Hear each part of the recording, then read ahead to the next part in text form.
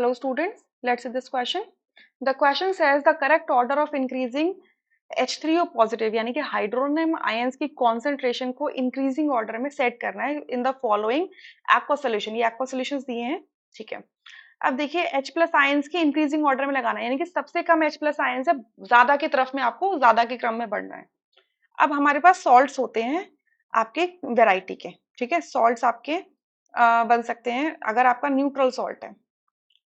Neutral salt मतलब ऐसा salt जो स्ट्रॉन्ग एसिड और स्ट्रॉन्ग बेस से बना हुआ है, तो उसका जो एक्वा सोल्यूशन होता है वो न्यूट्रल होता है, ठीक है।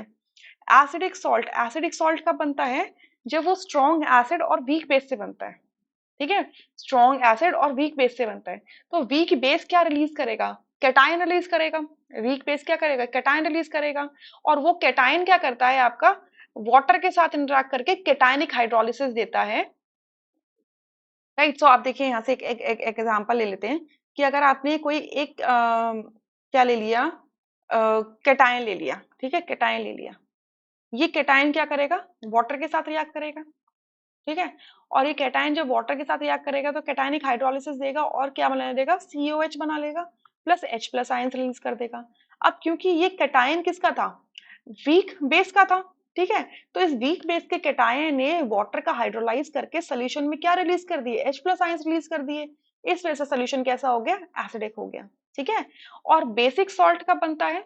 बेसिक सॉल्ट क्या होता है? एक ऐसा सॉल्ट जो आपके वीक एसिड और स्ट्रॉन्ग बेस के कॉम्बिनेशन से बन रहा हो। तो स्ट्रॉन्ग बेस तो कंप्लीटली डिसोसिएट करेगा, ठीक है, और उसका कैटायन किसी के साथ में इंटरेक्ट नहीं करेगा। लेकिन आपका जो स्ट्रॉन्ग एसिड स्ट्रॉन्ग बेस का जो कैटायन होगा वो किसी के साथ इंटरेक्ट नहीं करेगा। लेकिन आपका जो वीक एसिड होगा, इसका इसका एनायन इंटरेक्ट करेगा वाटर के साथ में, ठीक है। वीक एसिड का एनायन क्या होगा? इंटरेक्ट करेगा एनायन के साथ में, वाटर के साथ में, और वाटर का हाइड्रोलाइज करेगा और क्या बना देगा? AH बना देगा, प्लस आपका हाइड्रोक्साइड आयन रिलीज कर देगा। अब क्योंकि वाटर सोल्यूशन के अंदर हाइड्रोक्साइड आयन आ गए हैं तो बेसिक सॉल्ट हो जाएगा, ठीक है।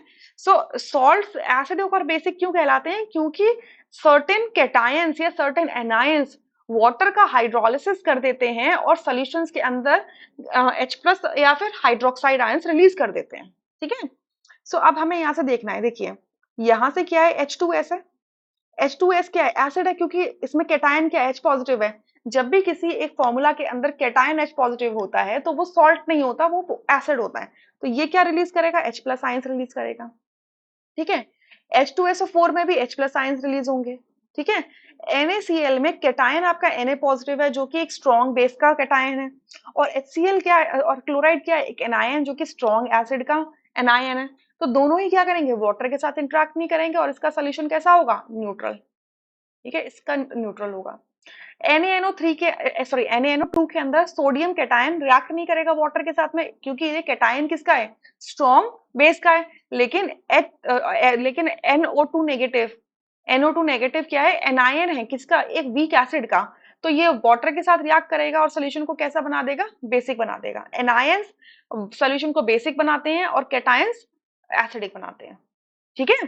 कैटायंस क्या बनाते हैं? एसिडिक बनाते हैं। सो ये क्या बनाएगा? NaNO2 सोल्यूशन को कैसा बनाएगा? बेसिक बनाएगा, ठीक है। ये कैसा बनाएगा? सोल्यूशन को बेसिक बनाएगा, क्लियर। तो आप यहाँ पे क्या देख रहे हो कि सबसे ज्यादा concentration of H plus ion किसमें दिखाई हुई है? आपके NaNO2 में दिखाई है, जबकि वो तो गलत होगा ना। जब बेसिक सोल्यूशन है तो उसके अंदर हाइड्रोक्साइड की कॉन्सेंट्रेशन ज्यादा होगी, H प्लस की तो कम होगी, यानी कि फर्स्ट ऑप्शन यहाँ से गलत हो जाता है, ठीक है। अब इसी तरीके से आप सेकंड देखो, NaCl आपका न्यूट्रल होगा, NaNO2 बेसिक होगा, H2S आपका एसिडिक होगा, H2SO4 भी आपका कैसा होगा? एसिडिक होगा, ठीक है।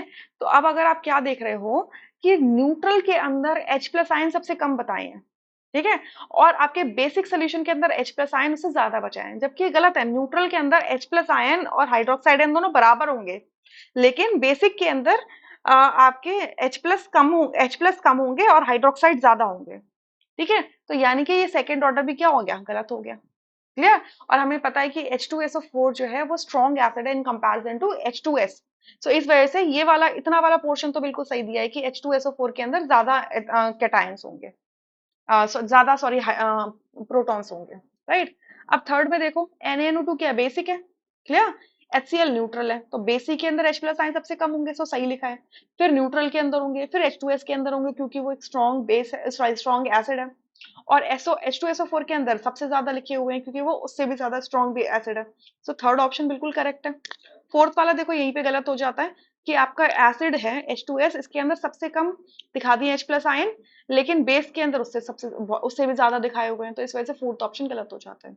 अब देखो H2S को और H2SO4 को अगर मैं कंपेयर करूं तो स्ट्रॉन्ग मैंने इसको क्यों बोला है, देखो यहां से क्या निकला, H प्लस आयन निकल जाएंगे तो जो कॉन्जुगेट बेस होगा वो S2 नेगेटिव होगा, यहाँ पे कॉन्जुगेट बेस होगा SO4 2 नेगेटिव। सो ये जो नेगेटिव चार्ज है वो सल्फर के सिर्फ सरफेस पर डिलोकलाइज हो सकता है, लेकिन SO4 2 नेगेटिव के अंदर ये जो 2 नेगेटिव का चार्ज है ये ऑक्सीजन पे डिलोकलाइज हो रहा है थ्रू रेजोनेंस। कैसे, इसका अगर स्ट्रक्चर देखो तो कुछ ऐसा होता है, स्ट्रक्चर कुछ ऐसा होता है, ठीक है।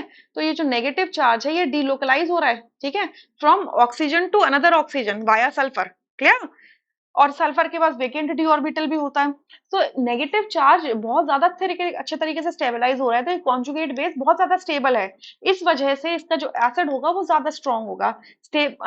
Higher is the stability of the conjugate base, more is the acidity of the given compound, ठीक है। सो इस वजह से आपका थर्ड ऑप्शन करेक्ट हो जाएगा, rest option are incorrect. I hope you understood this question really very well, thank you.